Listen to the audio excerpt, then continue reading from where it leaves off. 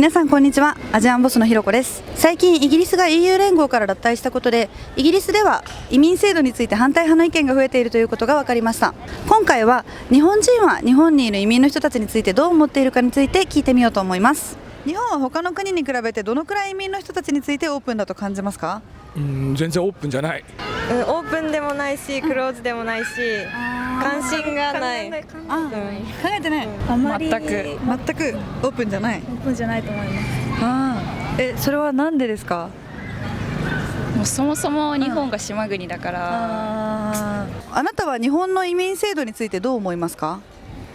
あんまり移民に対して開かれてないというか、許可もあんまり下りないし、いや厳しすぎると思うんですけど、まあでも反対にいろんな人が入ってくることはいいと思うんですけど、それもいい面と悪い面と両方だなと思ってます。その移民の人たち、彼らについてどう思いますか？いや別に何とも思わないですね。普通に友達と接してるので、あまり自分の周りにいないし、関心もないし、あんまり考えたことがないよね、普段ね。何か問題を抱えてるって感じ。そうですね。問題があって仕方なく日本に来た的なイメージですね。なんか仕事見つけに日本にみたいな感じですよね。日本に来た移民の人はみんな日本語で話すべきだと思いますか？努力はしてほしい。でも最終的に多分話せなきゃいけないと思うので、それはなんでですか？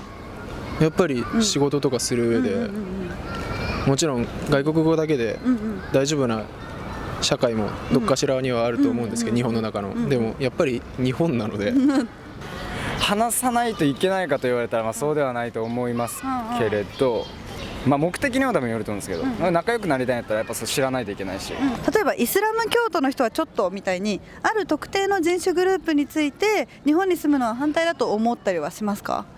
いや、しない。ないです。思わないです。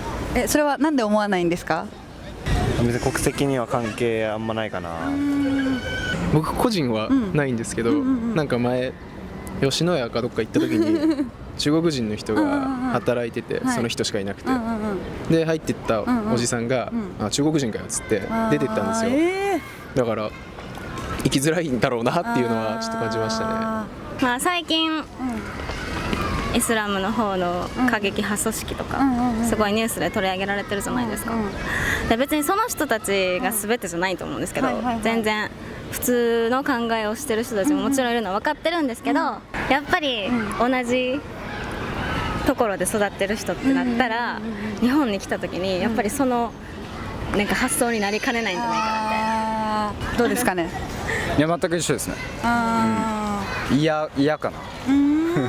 その辺は本当に。もっと日本人は海外の人たちを自国に受け入れるべきだと思いますか？思います。それは何でですか？なんか日本が豊かになりそう。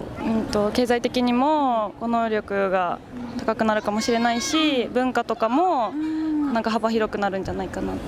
多分受け入れた方が日本人にとってはね、オープンになっていいんだろうと思うし、短所ね、そういう閉鎖的だから異文化をね拒む。これだけ世界がつながってきてるから、日本ももっと開いていろんな人と関わるべきだなと思います。日本人のためでもあるし、世界のためでもあるかな。なんだろう、その人がその母国で何をやってたかとか、そういうきちんとした情報を手に入れた後に受け入れるなら、その安全面とかも保証されると思うんですけど、その数だけ入れればいいみたいな、そういう考え方は違うと思います。